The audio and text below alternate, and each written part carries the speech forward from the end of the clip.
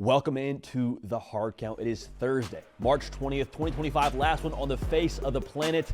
Y'all, I am as excited for a show as I have been probably since doing this here at On 3. We have got a stack show, baby. Yes, March Madness is today. We're going to celebrate that. We're going to enjoy that after we get out of the studio, but there is a ton to jump into. We got quarterback spring intel, hot and heavy across the country. We'll check in on a couple of different schools, Oklahoma, Georgia. Pete Nakos has an article out on this right now, so go check that out over at on3.com. Y'all, we got some spring propaganda. Speaking of hot and heavy, we got some good ones now. Some good ones. A couple that y'all have tagged us in, a couple we found ourselves. If you are scanning through the timeline on social media and you see your team post just a filthy highlight that gets you juiced, that gets you believing that, hey, maybe this could be the year we go do something special in the fall, tag us in that. We'll probably react to it on the show. But I don't want to waste too much more time.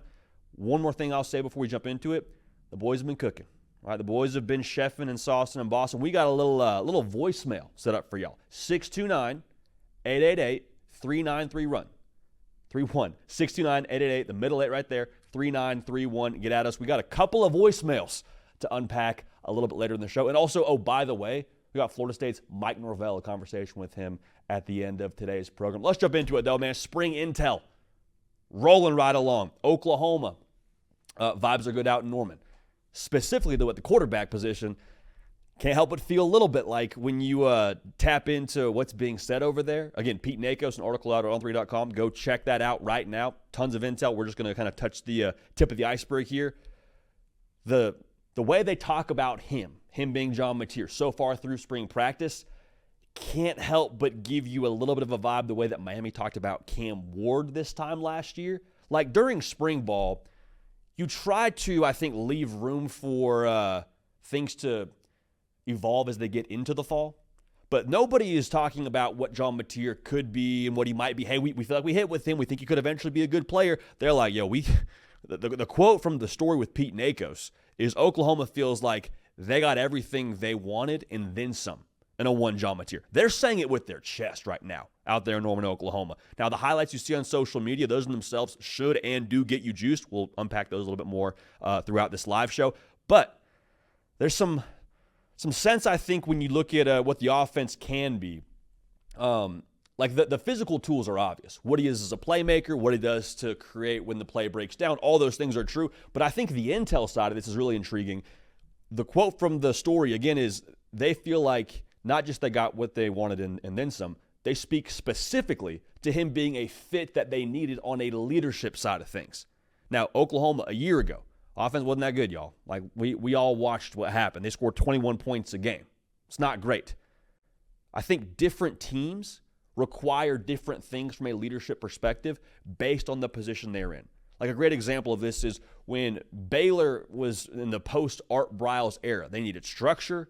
They needed discipline. They needed someone to kind of, kick them in the pants a little bit and get things headed the right direction. Oklahoma, after last season, with what they didn't do offensively, they need some swag back. And they need some confidence, dude. They need someone to generate some belief now. When you watch John Mateer play football, you watch how he carries himself, you listen to him speak, he is all of those things. And so I'll say this, good leaders, they have a certain way of allowing the people in that same building as them to change the way that they view themselves and change the way they feel about the future for themselves and change the way they feel about what they're a part of here. So if John Mateer's got that swag, got that confidence, that's contagious. That's going to impact the rest of his teammates. And so far, that's the way that it seems like it's trending right now out there in Norman. Now, in addition to this, they also talk about John Mateer and the way that he is essentially helping everybody else get up to speed within that offense. That was one thing that we were excited about pre-spring for him and for that whole operation out there at Oklahoma. John Mateer is not having to figure out how the playbook's going to be run. He's not having to figure out the timing of how they're going to run their quick game or how they're going to push the ball downfield. Like, he knows all that already. He's teaching that to the rest of his teammates. So when you have a coach at quarterback and then you also bring over two other coaches from the offensive staff in Pullman, Ben Arbuckle, your offensive coordinator, and your quarterback's coach in John Kuzieski, that frees everybody else up to give focus to other parts of the offense. Like John Mateer's got the quarterbacks. We're good there, coach. We're good. Ben Arbuckle, you can go help the receivers, the offensive line. Again, you got Coach Kuzieski helping the quarterbacks as well. At a much higher level now, this frees up Brent Venables to actually focus on the defense. Like Brent Venables doesn't have to worry about what the offense is going to be. We're good there, coach. You're freed up to go worry about what you do best, which is coach the defense up, which loses some pieces from a season ago. But I think everybody in Norman feels like they should be pretty good on that side of the football. So, yeah, the schedule is whack. There's no way around it. But I think if John Mateer is who you believe he could be, with what Oklahoma is going to be up against from an opposing quarterback perspective, 6 of their 9 Power 4 opponents will be playing somebody new at quarterback. All right, 2/3. That's pretty nice. Like if John Mateer is who you think he could be, and that Brent Venables defense is a Brent Venables brand of defense, what's stopping Oklahoma? Now, again, the schedule sucks. Do not get it twisted. Do not hear me incorrectly. I'm not trying to peddle some hopium to you, but I am saying there is a path now for Oklahoma with what we're hearing about John Mateer and the way things are trending so far. That's enough to get me fired up, not just because it's spring practice. I think that the fact that you're hearing what you're hearing so far right now, the confidence, the volume, all those things out of Oklahoma around day one John Mateer, you can usually spot things like this pretty early on in spring practice. Like you can kind of trust the things that you hear the loudest and the earliest to be true when it comes to the fall. They're being loud about John Mateer right now. So that should fire me up if I'm an Oklahoma fan. Let's go out to Tuscaloosa, Alabama. What's the spring intel around the quarterback position out there? Again, I want to make sure I plug this every single time so y'all can get all the intel you need. Pete Nakos, great story at on3.com. All the intel, we're just touching on a couple pieces here and giving you our thoughts. The intel out of Alabama is, one, the expectation is this battle around Ty Simpson, Austin Mack, Keelan Russell will go into August, okay? So probably not getting a decision out of spring practice, which you would imagine is only going to benefit a one Keelan Russell, who is the all-everything true freshman that's an early enrollee. But the intel out of Tuscaloosa is Austin Mack looking pretty good. I'm not telling you he's going to start. I'm not telling you he's the runaway favorite. I'm not even saying he's in the lead right now. But the report is Austin Mack is looking pretty solid through just a few practices in Tuscaloosa. Now, I'm going to pat ourselves on the back here just a little bit. We haven't seen Austin Mack play. We're not sitting here telling you we've watched all the film. We got this intense breakdown on what he's going to be. But when you do the equation here with this quarterback room and how it shapes up with Austin Mack, the process of elimination to me lends itself to him having a good chance to win this job. Now, good chance, I want to make sure I use that phrase very loosely because I think Ty Simpson in a lot of people's minds may still be the favorite. But Austin Mack was recruited by Ryan Grubb at Washington. Austin Mack has been in this system under Ryan Grubb when he was at Washington. Austin Mack has, I would have to believe now, a lot of rapport and trust with a Ryan Grubb, and I think that probably goes both ways. Anytime you mesh well with your coordinator or your position coach, whatever it ends up looking like, that just makes the football side of things way easier. Because every great coach-to-player relationship is just that. It's a relationship. Like if I trust you at a personal level, then I'm able to buy in that much easier to what you're telling me on the football field. Now, that's not me telling you that Keelan Russell and Ty Simpson aren't doing that, but I am telling you there's a full year now for Austin Mack to work with in the Ryan Grubb system, and it sounds like that's paying dividends right now. We'll stay dialed for the scrimmage intel. This is far from over. I'm just telling you now, Austin Mack, if you thought this was a thing that was just going to be handed to Ty Simpson, that is not the case. Going back to what I said about the equation around this quarterback room, I've been trying to, because again, we haven't seen a ton of any of these guys at the collegiate level, Ty Simpson included. Definitely not Keelan Russell. He just got to college like 10 minutes ago. And Austin Mack, we haven't really seen him either. But the process of elimination to me is if Ty Simpson was going to just be the runaway, winner of this job, and he still might win the job, but I have a hard time wrapping my mind around him not getting the keys at some point in time a season ago. Even not even getting the keys, like I have a hard time wrapping my mind around the fact that he wasn't even a guy they used to spell Jalen Milroe. Like everyone's complaining about Jalen Milroe and why can't we play Ty Simpson? It's funny, like these coaches, they have a much better gauge for their roster and their quarterback room than we do. If Jalen Milroe is still in the game after multiple interceptions against Oklahoma, we're down 24-3, third quarter, and we're still not going to Ty Simpson, I recognize Jalen Milroe as the leader. I recognize there's a lot more that goes into this than just purely benching your quarterback and going to somebody else. But I'm just saying now that's not nothing. I don't think that's nothing. So that to me told me a little bit of something. How must it have looked behind closed doors in Tuscaloosa a year ago? I'm asking the question. I don't know. How did it look a year ago to still keep Jalen Milroe in those specific spots where it was clear the offense was not able to consistently throw the football, which is ultimately, I think, what Kalen DeBoer wants to do. My question, I don't have the answer, but just something I'm thinking through here. Keelan Russell, he's going to factor in. All right, there's no, oh, he's a freshman, we'll just let him kind of figure it out for a year. No, if he's the guy and he wins it, feel very confident. Feel very confident in what Keelan Russell is going to be, because I don't think anybody's questioning, will he be a great college football player? It's just a question of how soon is that going to happen. So what I will say is, if Alabama gets it right at quarterback, and right is a general phrase to use here, I'm talking like, can Bama have an A- kind of guy at quarterback? They're a playoff team. They are, and I'm not backing down from that. The receiver room, I believe, is going to be as good as they need it to be in the SEC. The defense brings back a pretty good amount of production. Another year in Kane Wommack's system. You got an offensive coordinator in Ryan Grubb, who we've said many a time, dude, like we're super high on what he can do. His track record speaks for itself. A fair stance to take on this, if I'm an Alabama fan, is you can feel how you feel about the quarterback room in correlation to how you feel about Kalen DeBoer. If it's me, I look at Kalen DeBoer's track record, and I say, good enough, I trust who you pick at quarterback. I might have my own opinion as a fan. I might think one thing about a certain quarterback, but if Kalen DeBoer is betting on the 2025 season on a specific player, good enough for me. Like, Kalen DeBoer isn't someone who specializes in like the defensive side of the football or some other position. Like, this dude's got a track record at quarterback, man. Like, if like two of these guys on this or in this room, I guess we're talking about most specifically, are hand-picked DeBoer quarterbacks between Austin Mack and Keelan Russell. Ty Simpson still being there should tell you enough about how Kalen DeBoer feels about him. I mean, he's not new to the quarterback game. You're talking about Kalen DeBoer. Two, the dudes that he coached at the NAIA level were National Players of the Year. Like Michael Penix Jr. has got himself a nice NFL contract. Jake Haener at Fresno State did numbers. So you see what I'm saying here. If it's Ty Simpson, if it's Austin Mack, if it's Keelan Russell, however this shakes out, you can trust Kalen DeBoer. All right, make sure that's 110% clear. But Austin Mack, some folks thought we were maybe a little bit off base, a little bit kooky. We said he's going to win the job. Again, we're calling our shot. I think Austin Mack wins the job, but we will, of course, keep a pulse on this as we go on throughout spring practice in Tuscaloosa. Now, Georgia, what's the latest out of Athens? It's very early on. Very, very early on. They're still installing the offense, but all the intel as of right now is pointing to a one Gunnar Stockton winning that job when it's time for them to actually play football games that count. And this isn't a surprise to anybody. I think a lot of people would assume he's the betting favorite. Ryan Puglisi, I think, will have something to say about that. I think he will push Gunnar Stockton throughout spring and into fall camp. My personal feel on this is they will probably give this until through fall camp for them to decide who's going to win the job. But Gunnar Stockton is right in line with the Georgia blueprint, is he not?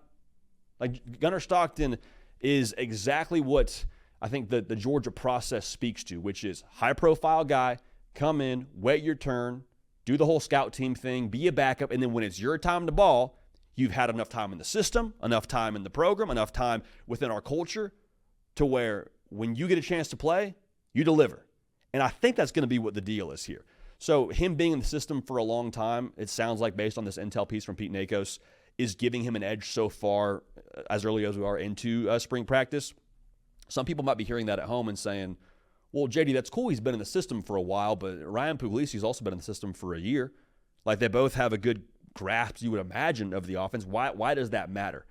There's a difference between knowing what to do and then being able to play football. Gunnar Stockton is at the point where he's playing football. He's not worried about, do I know all the checks? Do I have all the things in line? I'm not telling you Ryan Puglisi is. But when you talk about time under tension, time in the system, Gunnar Stockton has got that in spades. And you look at what else Georgia has coming back on this offense. Not a lot. 108 in returning production on the offensive side of the ball. A lot of new faces, especially at wide receiver. You're going to need somebody running the show to be able to help everybody else out across the board. So I think it's very notable as well how people talk about Gunnar Stockton within that program. You can get a good gauge for how a guy's perceived by his teammates within the locker room behind closed doors by what they say out front in public. And everyone seems to kind of have a similar report on Gunnar Stockton. Whether it's Kirby, whether it's a player, it's dude keeps his head down, dude's a hard worker, not the most vocal guy in the world, but like people respect him because of the way that he goes about his work. Honestly, who this kind of reminds me of, and it's a not necessarily the same comp from a play style perspective, but don't people kind of say the same things about Jalen Hurts? Hey, doesn't talk a lot, but when it's time to handle business, you want him in your corner. You want that dude carrying the football on 4th and 1. He's not the loudest guy, but I promise you he has the respect of every single person. I'm not saying this is not a knock on Ryan Puglisi, but I am saying Gunnar Stockton has paid his dues, has put in his time, clearly has the respect of his team, and I think that is absolutely enormous when you talk about being the quarterback at Georgia. So from a play style perspective, the intel piece also highlights that they are excited about Gunnar Stockton and what he can do from a mobility perspective, something that is a little bit different at Georgia, really since Stetson Bennett was there. I'm excited with how they're going to try to utilize him on Saturdays running the football. Because at worst now, defenses have to account for him whenever you are getting ready to play Georgia. All right, now when you try to account for the quarterback, that's less attention you can have now on the running back. And Georgia last year was very uncharacteristic in how they ran the football. They were in the hundreds in terms of yards per game. When it came to their ranking, it's not Georgia ball. At best now, he's a legit weapon for you, especially high red zone, third manageable, all those things like that. That is where 14 can really hurt you and give you an extra element. And I think in modern college football, too, like you got to have a guy that can wiggle a little bit, man. That's not knocking Carson Beck, but what Gunnar Stockton brings to the table, from what I can gather, totally different beast. And get to the college football playoff, man. You might play Ohio State one round, and you might have to play a team like Oregon the next round. You might have to play Notre Dame. Like all these teams now have freak show defensive lines. You got to have a guy that can ad-lib a little bit for you. I mean, last year's national title is a great example. Will Howard, Riley Leonard, two guys that can make something happen with their legs. I don't think it's a coincidence that both those guys have mobility and took their teams to a national championship game. Food for thought. I think you're going to have it. I think it's exciting for the folks at Georgia. One more thing I'll say here. I want to be careful to just totally crown Gunnar Stockton right now. I would be shocked if he's not your guy game one. Hear me clearly. But the beauty of going to a place like Georgia is you have to earn everything. I mean, talk about eating off the floor. Any program that talks about eating off the floor, I don't think they're handing out starting jobs in the spring. Just my feel on this. So when you win a job at Georgia, you don't just close the door. You got to slam it shut. You got to lock it and deadbolt it a few times. I'll go back with a great story here. 2023, Brock Vandagriff, Carson Beck, battling for the job. Everyone watches the G-Day on national television. Carson Beck is surgical against Brock Vandagriff, who also has a fine G-Day, but we all left saying, okay, 15's probably the guy, right? Well, I talked to some folks close to Georgia during that fall camp, and from what I could gather, they were saying, hey, BVG is not going quietly into that good night. He's making it tough on this staff. So my point being is, even if Gunnar Stockton is your guy at a spring practice, he's going to have to earn it in fall. He's going to have to win it in the scrimmages, and it's going to be a thing where the competition is just always a deal in Athens. No different at quarterback. It's a big reason why they have a lot of success. Iron sharpens iron, and that's no difference here between Ryan Puglisi and Gunnar Stockton. But again, I think it will be Gunnar Stockton, and the intel so far indicates as much. Now, here's another school that just started spring ball, but as important of a quarterback competition as we're going to have in college football this season. Ohio State, just getting rolling now. It's Lincoln Kienholz. It's Julian Sayin.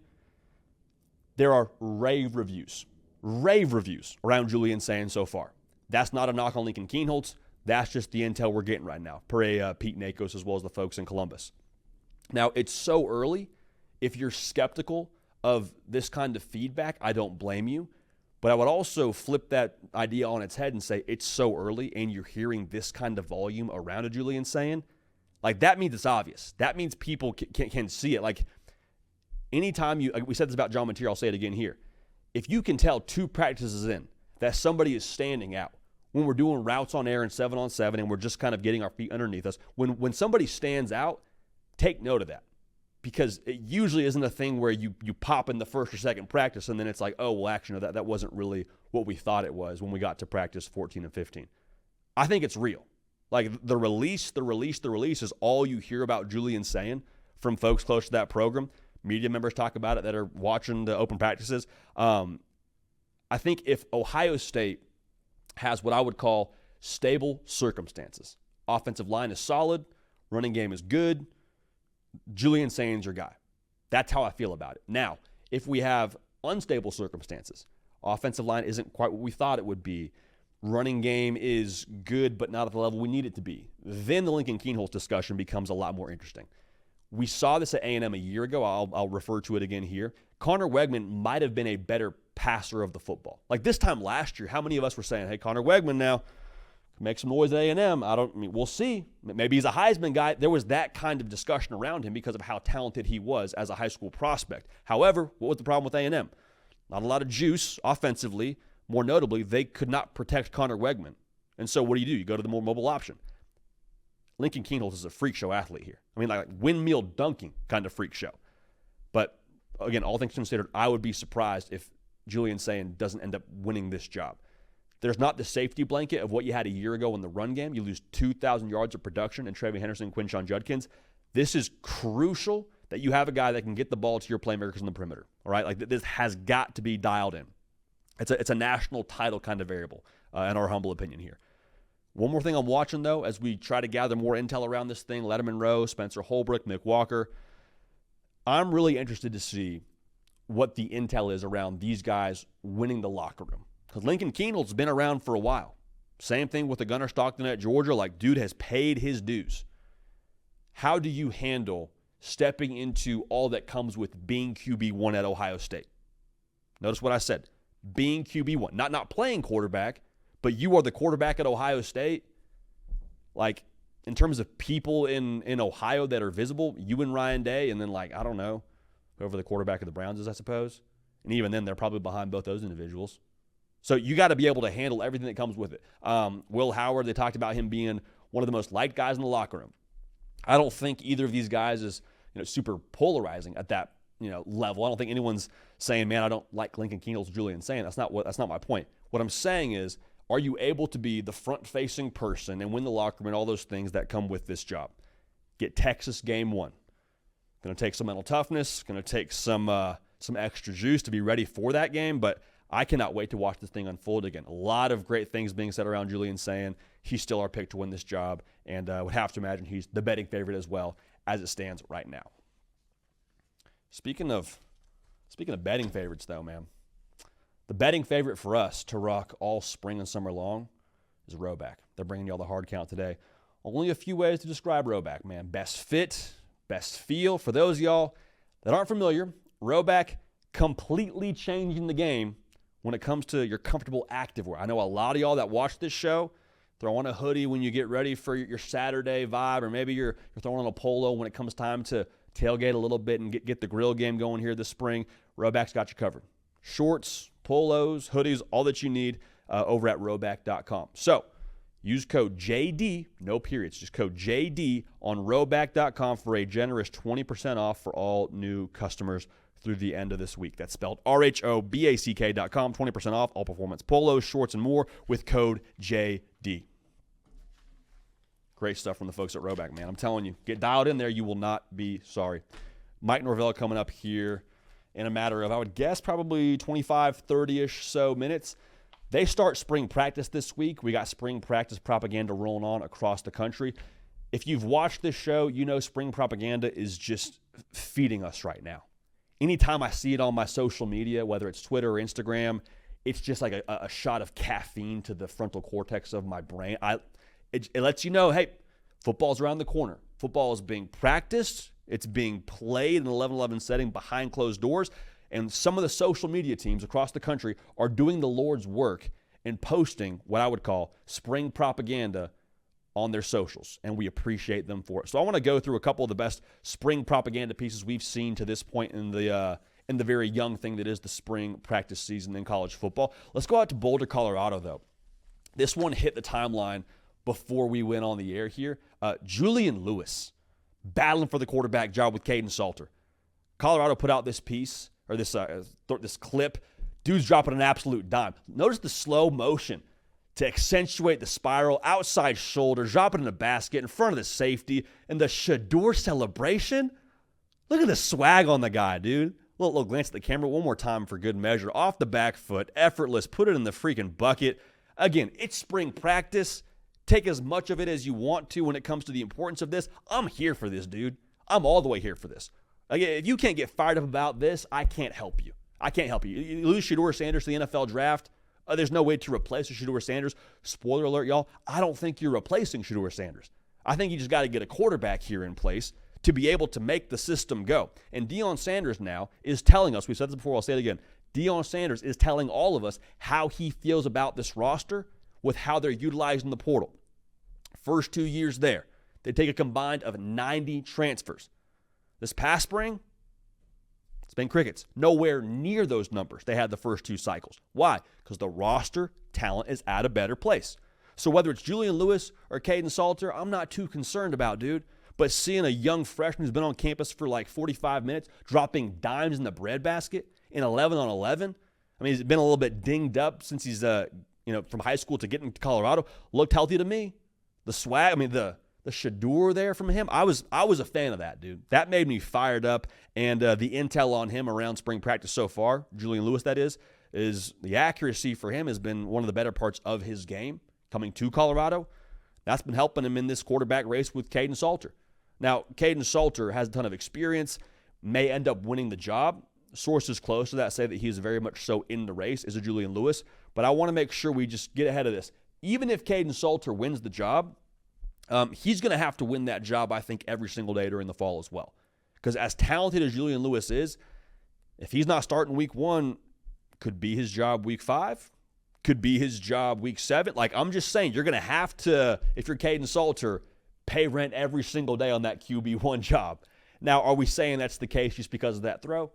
Not necessarily, but it gets the juices flowing. If you're a Colorado fan, you got to feel good about the fact that if that's not your starting quarterback next season, he's backing up Caden Salter. What's Caden Salter doing, bro? What was he doing during spring practice? Colorado socials, hope y'all put some of that propaganda out there for us as well. We'd love to see it and talk about it. But with that being said, that's a good vibe for all the Colorado fans. Colorado does not need to take a step back in 2025 in the Big 12. You lose Travis Hunter and Shedeur Sanders like we spoke to. That's not a small thing. But the Big 12 is like a freaking yard sale, man. You're walking into that thing. It is chaos. You have no idea what you're going to find. You have no idea what you're about to roll up on, man. Last year, Arizona State was the team picked to finish last in the conference. You finish out in Jerry World the first weekend of December, and they're hoisting the darn trophy for the conference. So what I'm trying to say is nobody knows anything. Nobody knows a darn thing right now. They'll tell you Colorado's going to win X amount of games. We're all guessing. But as long as the Big 12 is chaotic and as long as they got a dude at quarterback, as it looks like they will, whether it's Julian Lewis or Caden Salter, I'm excited for year 3 under Coach Prime because they're trending in the right direction, and what we're seeing on the field in and of itself should indicate as much. Now, here's another one that we got tagged in a few times. From Baton Rouge, dude. Running some one-on-ones. Transfer from Oklahoma, tight end. Bauer, keep that tack on me sharp. Making an acrobatic catch here, dude. He's a massive human being. 6'5", 250, elevates. One hand, give me that. Give me that. Get up, guardian caps a little bit off the head. No worries, no problem. Get up with your boy Garrett Nussmeier. You can just tell he's a big dude by how he's celebrating.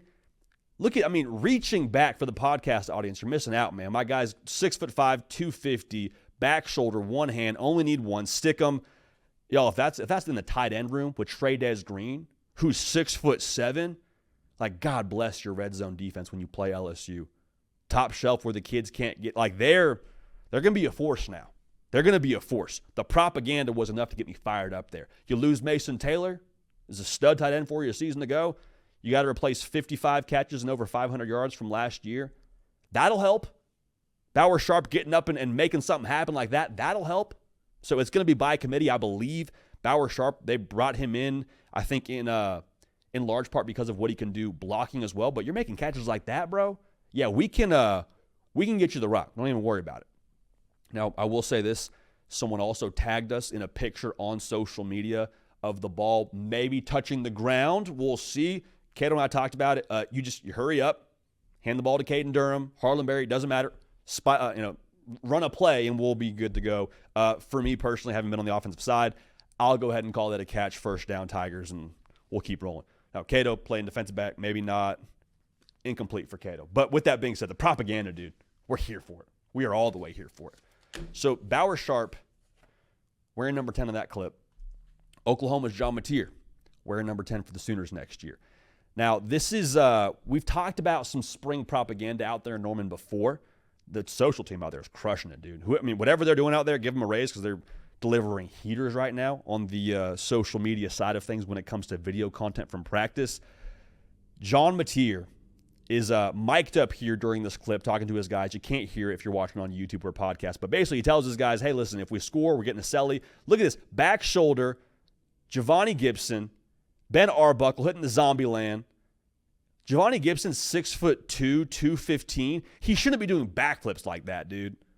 Should not be happening. Now, we have beat the John Mateer excitement on this show to absolute death, but let's look at this. Checks it, back shoulder, hit my guy. It looks like back shoulder at least. I mean, back foot at least to Giovanni Gibson. Again, if you're an Oklahoma fan, don't listen to that small voice in your head telling you to be responsible right now. Don't do it, dude. You scored 21 points a game last year. So far, the social media team has put up, if you're making the extra point, 14 points throughout spring practice. Get juice, bro. Get juice. The offense is going to be different. It's going to look different. And I'll say this, too. You go check the mentions under those social media posts from the Oklahoma faithful. Got a lot of people saying, this is nice to see. We weren't seeing clips like this last spring necessarily. All right? So, again, is it propaganda? Are we taking a lot from a little? Potentially. But to me, outside of the backflip being ridiculous and outside of seeing John Mateer drop dimes, doesn't it just feel like there's a good vibe around the Oklahoma offense? Now, spring is for the vibes, just so we're all on the same page. I understand vibes don't win football games, but it don't hurt. I'll say this, too. I think there looks like everyone's having a good amount of fun. Y'all, good teams have fun. Good teams have fun during practice. Now, they get after it. There's accountability. But when you have success and you're hitting the Cam Ward still, the zombie land, that's a good sign. I like to see that during spring practice from my offense. Cato and I were also talking before the show, and I wanted to run this by him before I said it on the air because I think it's, again, I have an offensive bias having played the offensive side of the football. Caden, having come from the defensive side of the football, multiple time All-Sun Belt safety, neither here nor there. During the first few spring practices, like Oklahoma's rolling through right now, those practices usually lean towards the defense. Offensive installs are a little bit more simple. I happen to believe that it's a little bit harder to execute in offense when you're putting new pieces together, such as a new quarterback with a transfer receiver from Arkansas Pine Bluff. All that's to say now, to see these highlights early enough in the spring, it fires me up.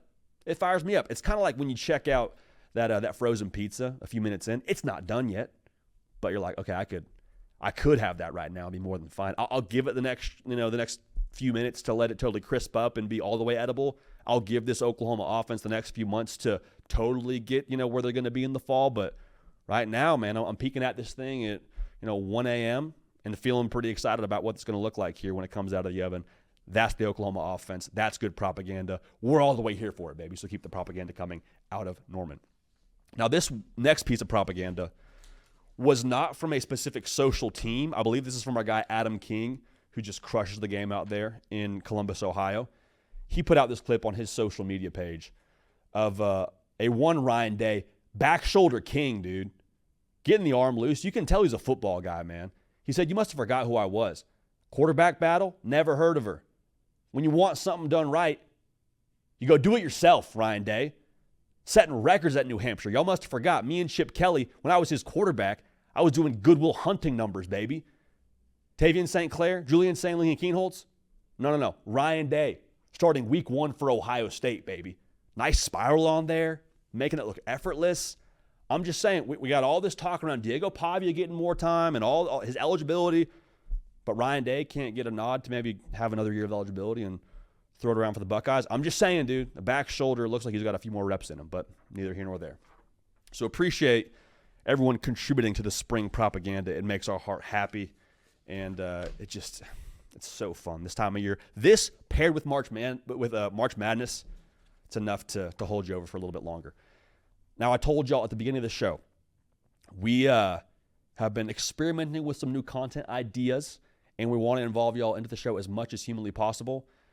I think this might be a fun way for us to do this here in the future. Set up a voicemail. Leave us a voicemail. Call the number 629-888-3931. Hit us with your takes. Hit us with your thoughts, your questions. Could be college football related. Could be a life problem. Whatever it is, just hit us with it, and we'll do our best to feature you on the show. My guy Clayton from Ann Arbor hit us up to get this voicemail party started. He wants to talk a little Michigan quarterback when it comes to the situation as it pertains to the offensive line. So here's Clayton's call. Hey, JD, it's Clayton from Ann Arbor. I'm just wondering, how you would balance Michigan's quarterback situation coupled with what's surrounding the quarterbacks. Offensive line might be a little shaky, not a ton of experience there. Maybe they target some guys in the spring transfer portal. But you have Bryce Underwood, who's never taken a college snap, but is the number one recruit in the country, and Mikey Keene, who started 34 games in college but never at the Big Ten level.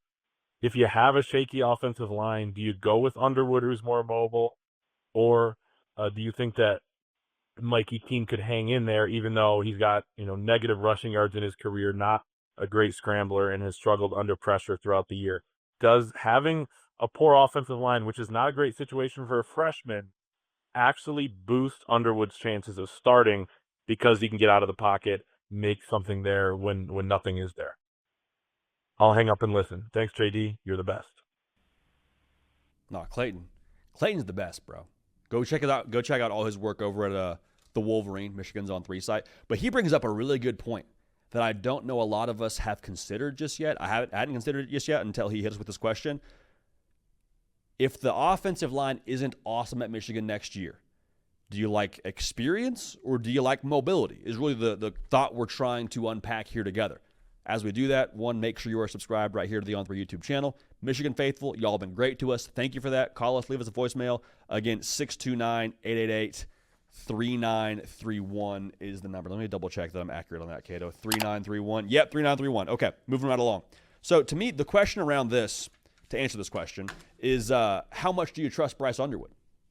Like, it's a very different conversation when you're talking to yourself on a game day and saying, golly, I hope Bryce Underwood doesn't absolutely total this car.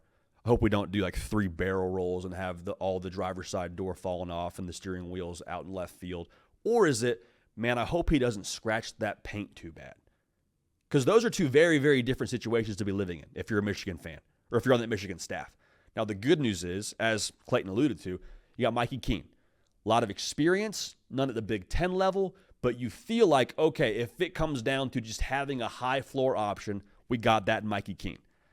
Here's my take on this. If you don't play Bryce Underwood, if he's not good enough for you to play right away, I don't think you get to see what the Chip Lindsey offense is truly meant to be. Now, that's not a knock on Mikey Keene. That's just what the schematics of this whole offense is supposed to look like.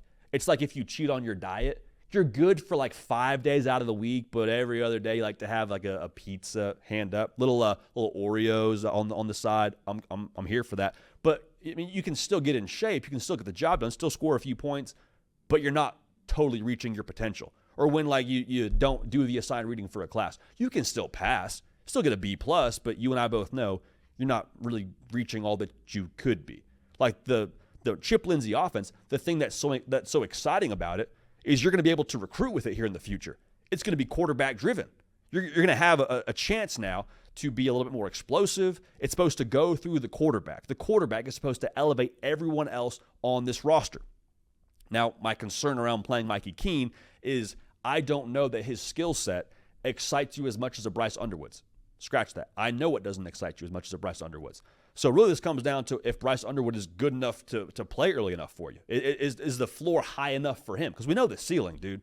We know if Bryce Underwood is ready to roll, he gives you a lot more magic potential than a Mikey Keene would. Again, not knocking Mikey Keene. These are just kind of the facts of the matter here. My concern around Mikey Keene being your guy in 2025 is I don't know that you have enough around him to have him be the guy for you in 2025. And make it very clear, Michigan's expectations, I think, from a fan-based level are college football playoff. After the way they finished last year, beating the national champion in Columbus, they're not saying, cool, let's go win 9 games. They're like, no, let's go win 10 with this schedule, with how it shakes out, with how we've recruited, with who our head coach is, going into the second year, let's go make the playoff. So if you can do that with Mikey Keene, I'll come on here, eat crow, and apologize and all those things, but I think the way it's structured right now, Bryce Underwood gets me a lot more optimistic that you can accomplish what those goals are. Now, the conversation around the offensive line, I think, is where this gets a lot more nuanced. The thought, I think, if you're leaning Mikey Keene in this discussion is, well, he's got a better grasp for the speed of the game. He's not going to be maybe overwhelmed by what college football is as much as maybe a true freshman could be. We're going to go with Mikey Keene because we trust the experience, because we feel like he has a better chance for us to not have the disaster play happen. And I hear that. With Bryce Underwood, though, as much as you talk about what he could be breaking contain and getting you out of bad plays into good plays, which I think is the obvious here. Like if the offensive line's allowing 2 Mississippis a game, and that's kind of the clock you're working with, and it breaks down and you got to scramble out and make something happen with your legs, great. That's definitely there. But what I don't know gets talked about enough is, like, how many negative plays is Bryce Underwood getting you out of just into having a survive and advance kind of mentality? Like, not even negative into positive. I'm talking like negative into neutral. Like, it would be a sack with Mikey Keene, a guy who, as Clayton said, has negative rushing yards on his career, versus, no, Bryce Underwood got out of the sack, barely, threw it away. Instead of 2nd and 17 now, we got 2nd and 10 because he made the heady play and the athletic play to get out of there. So, again, it does come down to, is Bryce Underwood able to just not total the car for you? I think he's going to be good enough to do that. I also think that they will give him every opportunity to go get that done and to have it built out enough around him from a play calling perspective, the design quarterback run game, all those things, to try to assist him to eventually win that job. That's my take on it, but a great thought there by Clayton. Appreciate him calling in and bringing that thought to the table. Up next, our guy Jake from the Plains got some more thoughts on the quarterback position, specifically, though, for the Auburn Tigers. Hey, JD. This is Jake calling from the loveliest village on the Plains. Just wanted to get your thoughts on the Auburn offense this year, and I have good feelings about the offense. I just think it all lies on Jackson Arnold's shoulders. So more specifically, I'm curious as to what your thoughts are on Jackson Arnold's progression and his possibilities in this Auburn offense. I think we had the receivers, running back, they're decent. Finally have a left tackle, some experience across the offensive line. I think everything really, really falls on Jackson Arnold. So just curious as to what your thoughts are on Jackson Arnold at Auburn and how you think that the Tigers team can progress going into year 3 under Freeze. So I look forward to hearing your response and love your show and love your content. Keep it up, War Eagle. Heck yeah, Jake. Hey, thanks for calling in. We appreciate you watching the show, man, making it what it is. I think he's on the money, though, man. Can Jackson Arnold progress enough to allow Auburn to achieve what they want to achieve in 2025? Now, I want to make sure we say this, though. Jackson Arnold does not have to live up to what he was as a high school recruit, 5-star plus kind of guy, for Auburn to be successful. My guy just has to lock in and not turn it over, which sounds super simple. There's a lot more to it, especially in the Hugh Freeze offense with all they ask you to do at the quarterback position. But you look at what he was at Oklahoma, and maybe that gives you some anxiety as an Auburn fan. I don't think you're wrong for being slow to trust, but I would just say this. I don't hold the Oklahoma thing against him too much. To me, Oklahoma was just tricky. How am I supposed to know what he is when we got a mess on offense? How am I supposed to know if you're a good cook at all when the fridge is full of moldy milk, bread that's hard as a rock, it's stale as all can be, and all we got is like some Gushers and some orange juice? I don't know if he can cook or not yet, dude. First year starting quarterback, and we got a sack rate of like 12%. Nobody knows. Nobody knows what Jackson Arnold is going to be. But going back to my point here, there's enough around him at Auburn, I truly believe that now, to where they have a chance, if he can keep them from having those massive turnover kind of games that they had a season ago. And this is where you kind of stand in the paint when you talk about Auburn, because it gets you dunked on Twitter, and that's okay. I guess we'll just live in that world right now. It wasn't as bad as it looked last year at Auburn, man. Contrary to what SEC ball knower 456 would tell you, it wasn't as bad as it looked. Go back and look at the numbers here. Compare Auburn to schools like Missouri and A&M. Missouri finished 9-3. A&M finished 8-4. Texas A&M, by the way, was a game away from playing for the SEC championship. Neither here nor there. All three of those defenses allowed right around the same points per game, right around 22, 23. Okay, good, got it. All three of those teams now, had decent talent at quarterback. Peyton Thorne didn't make the decisions you wanted to make. But Auburn now, statistically speaking, was better than both A&M and Missouri in yards per play, yards per carry, yards per pass. So why didn't they have the same success? Even though Auburn beat A&M. A&M was in the positive when it came to the turnover margin. Missouri gave the ball away less than one time a game. Auburn was out here just casually giving the ball away almost 2 times a game. It's a turnover thing. Again, it's not quite that black and white. I totally get it. But, I mean, even to do this whole thing where we piece back the schedule together in reverse in 2024, if Auburn doesn't give it away 4 and 5 times respectively against Cal and Arkansas, again, if and but, whatever, like 7-win team. If Auburn is able to continue to score points and not turn the ball over against Missouri, win that football game, 8 wins. So my point in all this is there is so much there to where Auburn's not as far off as a 5-7 record would indicate. Now, not being far off doesn't really matter if you can't actually make up that distance and not turn the football over. That's kind of the whole thing here.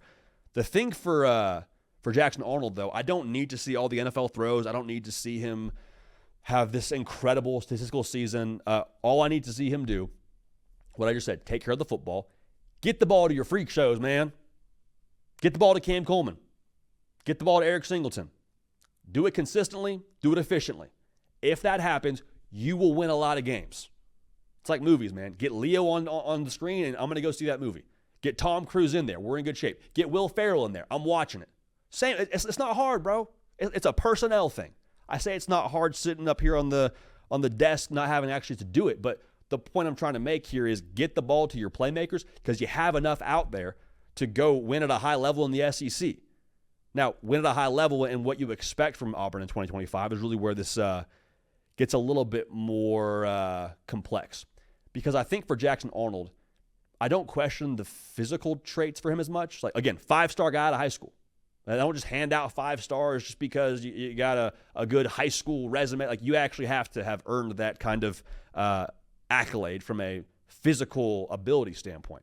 Like, we Charles Power and Cody Belair drill this stuff as well as anybody else in the world, I would say. And they gave him a 5-star rating. All right? So did the rest of the industry. That's why you're 5-star plus. But the question around me with Jackson Arnold in 2025, along with the turnovers, is where is he at psychologically? Because it's got to be tough being the next great one at Oklahoma in the preseason. Everyone's crowning you. You get out there, national television, college game day, Herbie on the call, get benched against Tennessee. And then you have to go back in later in the season. You go beat Alabama with a tremendous effort on the ground. Like, I wonder where his confidence is at. Because if Auburn can get him to be a confident quarterback, confident people make definitive decisions, and this offense for Hugh Freeze is what wins you football games, is what scores you points. Doesn't matter if you've got a good yards per play number if you're turning the football over and we're averaging in the 20s. Like, that's not enough. Not enough to win ball games. Now, Auburn on defense, very quietly bringing back 60% production, kept your defensive coordinator DJ Durkin from going somewhere else. I know Ohio State at one point was maybe in the mix for a DJ Durkin. I don't know, but the fact that he didn't go somewhere like that, again, I don't know how serious it got, but the fact that you're paying him probably indicates there was some other people trying to get him on their staff.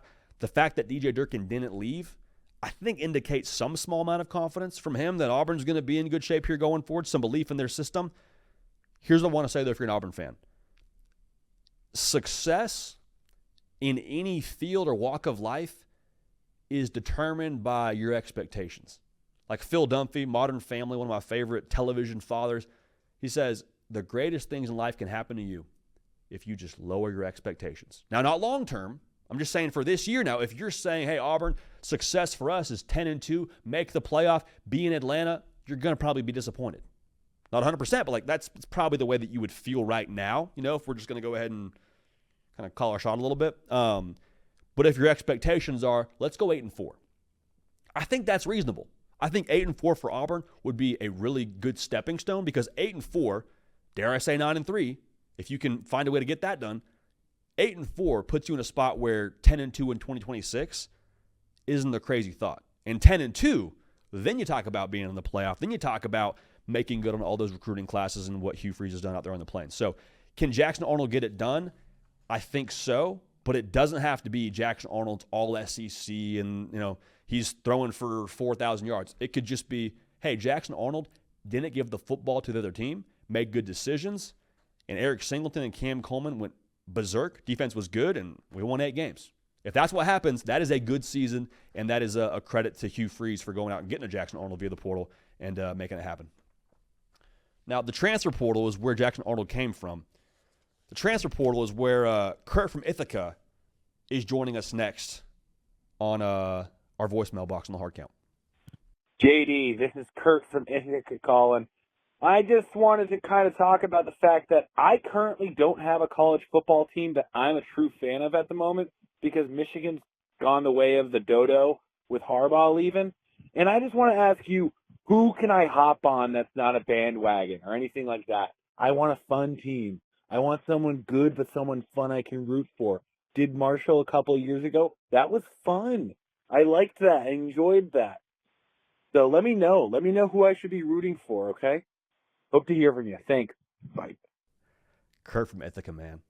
Anytime you see that 607 area code pop up, man, you know you're in good shape. Kurt, it's a fair question, man. I'm sorry to hear that your Michigan fanhood went with Jim Harbaugh. I understand it. I hear where you're coming from.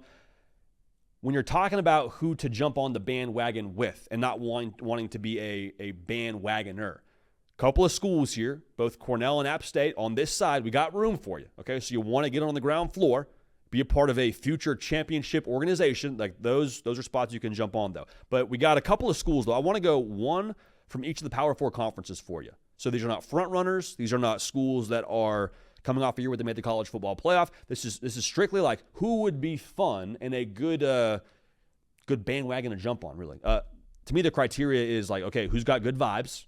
That's massive. Who's exciting to watch? Kind of a sleeper thought here. Who's got cool gear? Who's got some swag that I want to rock on a Saturday? And one of the first teams that comes to mind, you talk about swag and gear, North Carolina. Okay, dope colors. Chapel Bill.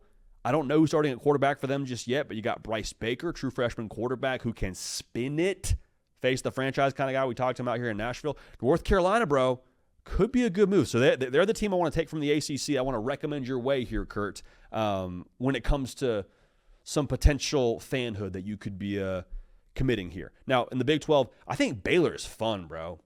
Baylor is fun. Dave Aranda, when they're winning, is just a very likable character, very stoic, very quiet. But in the context, under the lens of them winning, like, dude, he is so fun to just hear talk about philosophy and how they're doing things in-house. Also, talk about what they could be next season. Sawyer Robertson comes back. I mean, someone we're very high on this show. And an offense that brings back right around 70% production that scored 34 points, give or take a game a season ago. So, like, fun football, fun brand, fun coach, fun-ish coach, Dave Aranda. Baylor, man, I'm just saying. Do I have some bias here? Of course. But let me lend that your way and see if you can't get on board there. In the Big Ten, I think USC's got some energy that's building. And you talk about a fan base that would be fun to be a part of from a star power point of view. Like to be sitting there on a Saturday, Kurt, and you're scrolling through the social medias, and you see your USC Trojans. At this point now, you've committed. Your USC Trojans just won their 9th football game. And you go through the Twitter sphere, you see Will Ferrell's tweeting now. Will Ferrell's at the game. Snoop's at the game.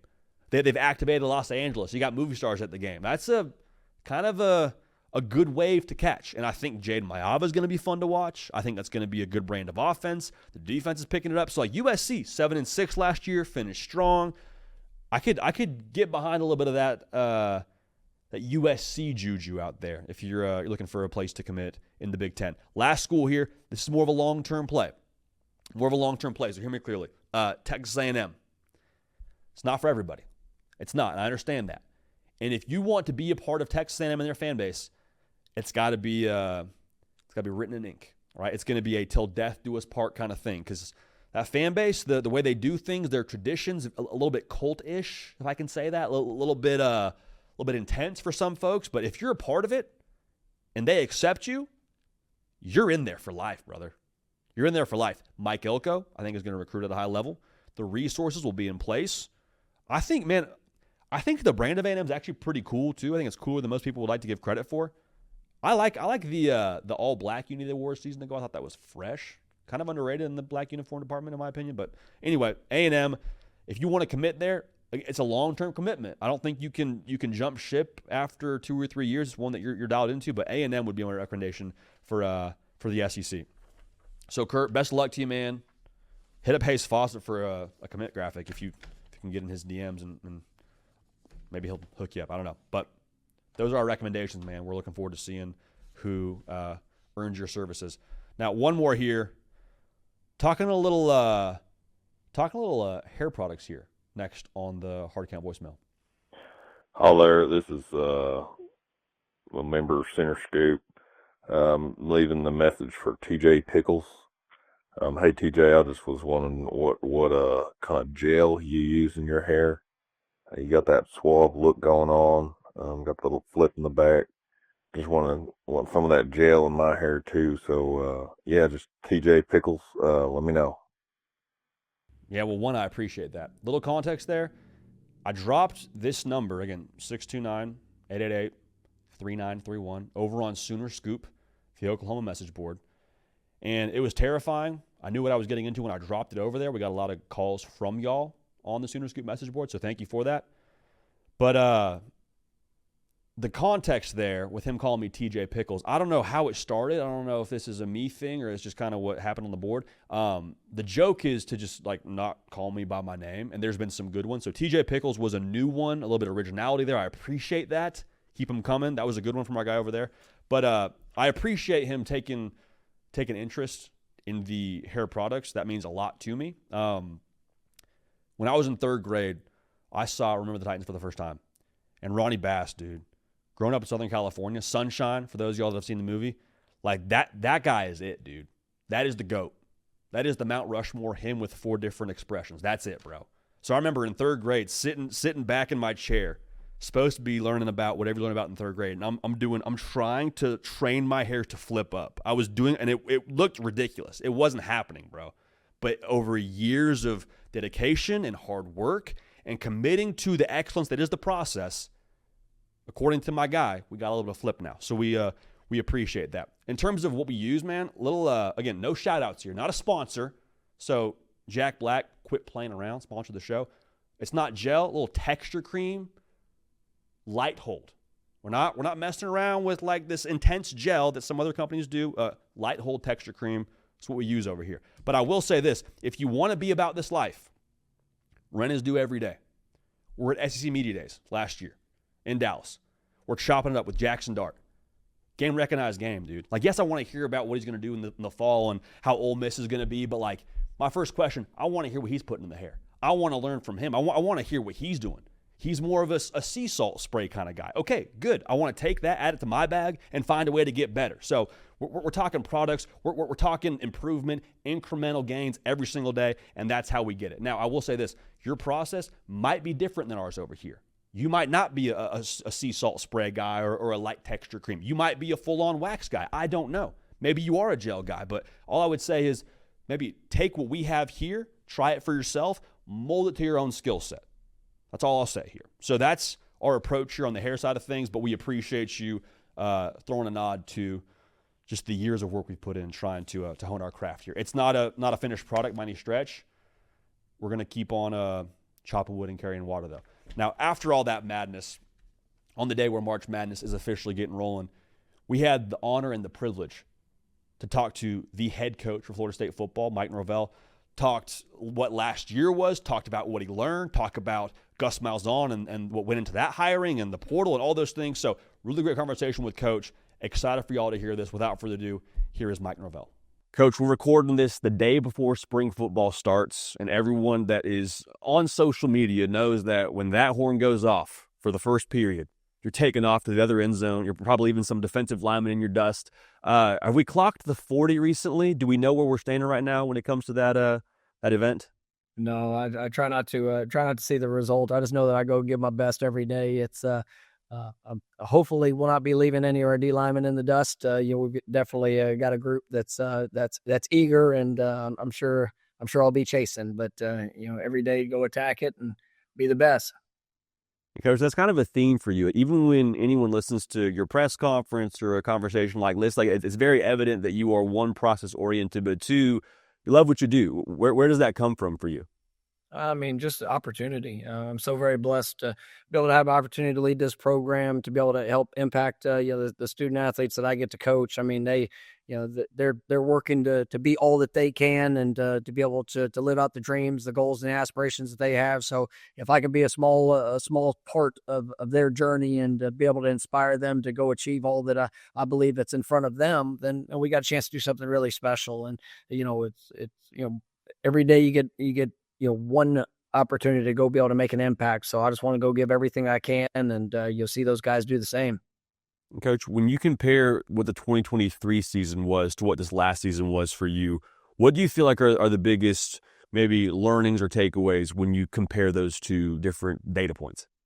Yeah, I mean, obviously it's one of the greatest years, going through an undefeated, regular season, and winning the championship game, all the things that came along with that. Obviously it was a disappointing end to it, but it was really a special year where you got to see a group of guys that just took full ownership in all parts of our program, and the impact of that they could make. They were incredible inspiration, and did something that'll be remembered forever. And then you come into last year, which obviously it was an extreme disappointment, and it was a year that we had the challenges that we faced, some that were in our control, some things that happened that were out of our control, but we had an opportunity to respond. And as we sit there and you go through it, you get a chance to reflect. You sit back and see some of the areas where maybe a disconnect showed up, or an opportunity for us to grow and get better, and our process, and being able to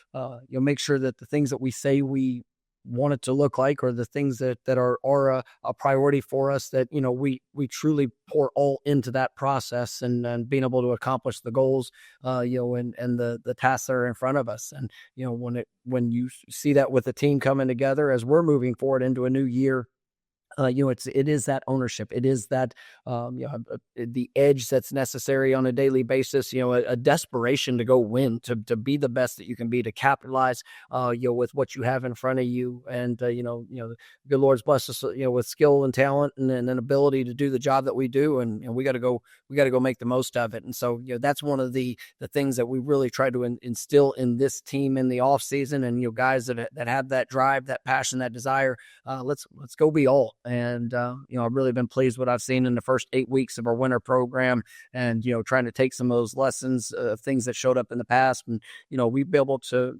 build upon it, and, go make sure that we're the best we can be here as we move forward. And Coach, you mentioned, turn into a new year, and obviously new faces on the field, but also some new faces on the staff, making not one, but 2 new coordinator hires. What was the criteria for you in hiring a Gus Malzahn and a Tony White?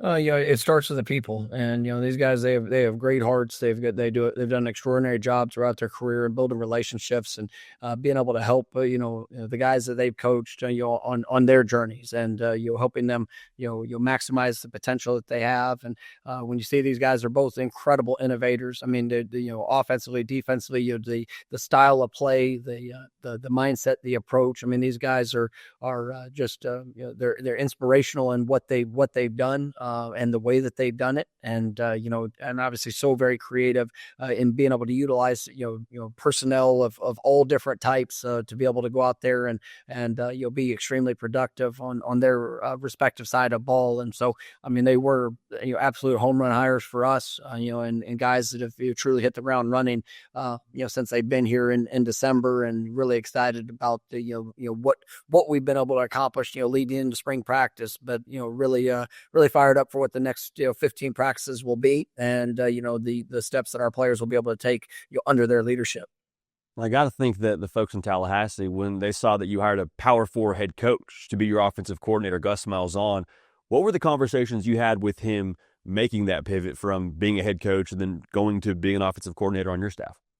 Well, I mean, we have a 20-year relationship, and I actually got my start in Division I football, as his GA years back at Tulsa, and so we stayed in touch throughout. And he's been just a great friend throughout my career, and somebody I've got so much respect for. And as you look at this game and some of the changes within college football, I mean, he is such an incredible offensive mind, and he's really made his mark on the game of college football by what he does, how he does it, and with the head coaching position, I mean, there's a lot of different hats that you have to wear, and as we got into conversation, his desire to be able to make that impact, to be able to be hands-on and helping, build an offense, and to be able to inspire, the confidence and the execution, and just, really have that side of the ball. I mean, that is his passion. And, it really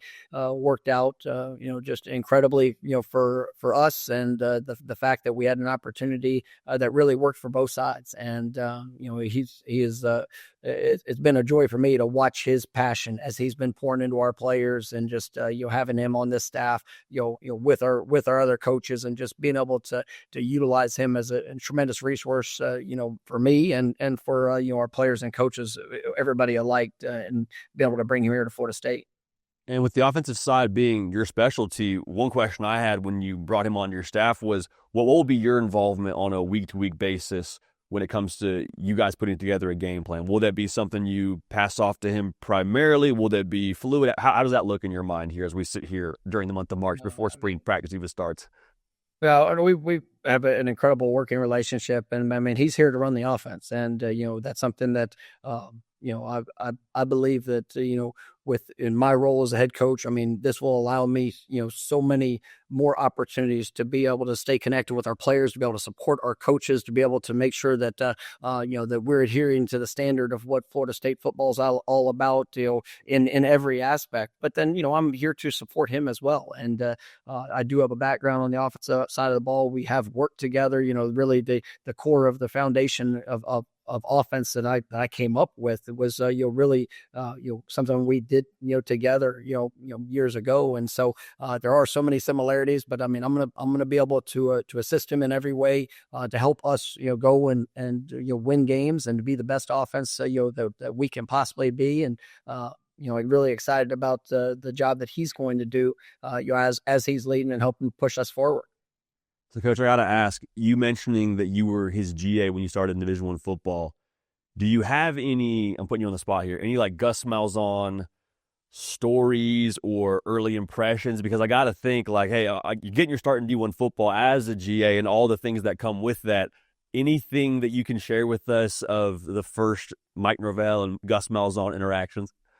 I mean, it was funny because when I came to work for him, we knew of each other a little bit, but not, you didn't really have much of a relationship before that. So, I mean, we were both kind of new to figuring each other out. And, he's an extremely, process driven, individual. And so, I mean, I knew that, as whatever we did, it had to be on course of, what he was, accustomed to doing within a routine and structure. And, it's just probably no great funny stories, but he was somebody that inspired me through just his work ethic and his passion, and he really helps instill confidence, whether it's through his coaches, the players. I mean, because we were going to do things, and whatever it was that we were going to do, we're going to be the best at it. And in our 2 years working together, we had the number one offense in college football in back-to-back seasons, and really did it in a place where nobody expected that. And I know he liked drinking his coffee, and obviously whenever he came in, it was time to go to work. I made sure that he was set up right, and then we went and attacked the job that was in front of us. So you're coaching up the top offense in college football. Probably not a lot of margin for some bunch of funny stories to fit in between the lines there. But Coach, you went out and got Thomas Castellanos to be in your quarterback room via the transfer portal. What made him the right guy? I mean, I think Tommy is a guy that's one of the most electric playmakers in college football. I've had to compete against him the last 2 years. Obviously, I've watched him. I've known him since he was in high school. Coach Malzahn, was able to coach him his first year there at UCF, and so there's a kind of a background and understanding familiarity of him, and you're just so impressive to see that the type of young man that he is, the way that he's been able to come into our program. I mean, he really truly cares about the guys that he gets to do it with. He's got a he's a confident young man, but he's also one that's really selfless in his approach. And whether it's trying to give himself to help impact a teammate, the willingness to sacrifice his time and energy and just to pouring into others is really things that I've been extremely pleased with in these first 2.5 months that I've got to be around him. He's just really does bring a total package when it comes to that position, because when he steps on the field, he makes special things happen. I've had to, like I said, having to defend him for 2 years. He's definitely given us enough headaches, and excited to see him in Garnet and Gold, helping us build this offense to all it can be. And the portal is something that y'all have had a lot of success in historically. I mean, you go down the resume from a Keon Coleman to a Jared Verge and so on and so forth, something y'all have had, like I said, a tremendous hit rate when it comes to the transfer portal. Moving forward at Florida State, is there a somewhat perfect percentage you're aiming for to have your roster built of with the transfer portal and the high school recruiting? Is there a perfect balance you're trying to strike there? Well, I mean, it's got to fit, your team, and it's got to fit, the needs that you have within positions, and where can you find, complementary players to come in and help with the foundation that you have and what you're building. There's been years that we've had, an emphasis like this year. I really like our young group of offensive linemen, and we had some veterans that were in a room, but we needed to go get guys that had probably a little bit of experience that could help, one, be an example for the guys that we have that are a little bit younger, and to be able to build that competition within a room. And we end up bringing 4 guys that all had 2 years of starting experience, that with at least 2 years of starting experience, that could come in and really be that example, but you'll be able to complement the guys we have in that room.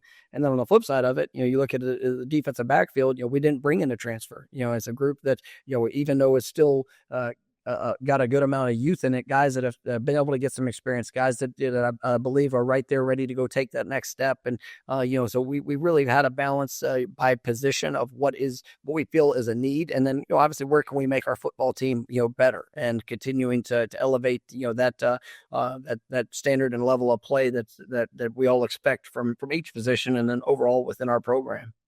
So, Coach, we are, give or take, 24 hours as we're recording this before you guys jump into spring football. What is the number one thing that you want to be true about this team at the end of practice 15?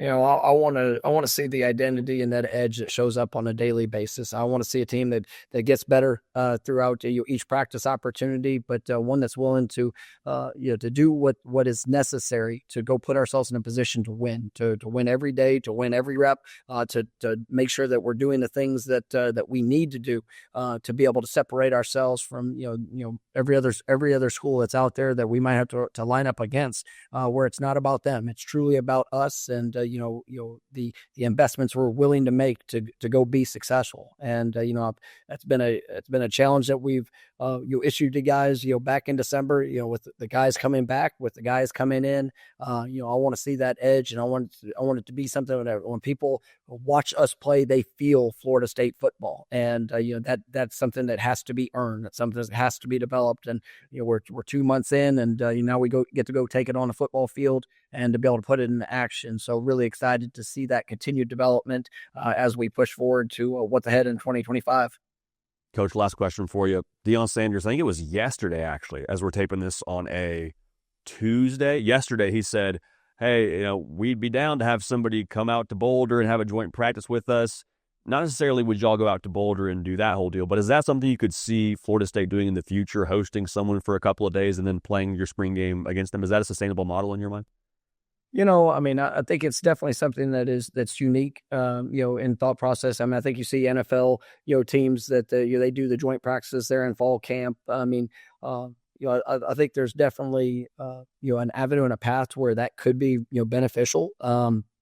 That's something that I wouldn't be opposed to, in a big picture part of it, but it's also, a lot of the logistical elements and, different dynamics that run into this new age of college football that I think you'd have to be able to work through and make sure you found the right fit and obviously the right, place to be able to go have a different opponent that you'd work with through spring. But I think there's some merit to it, and we've seen that in the NFL of how teams have been able to kind of incorporate that with through their fall camps.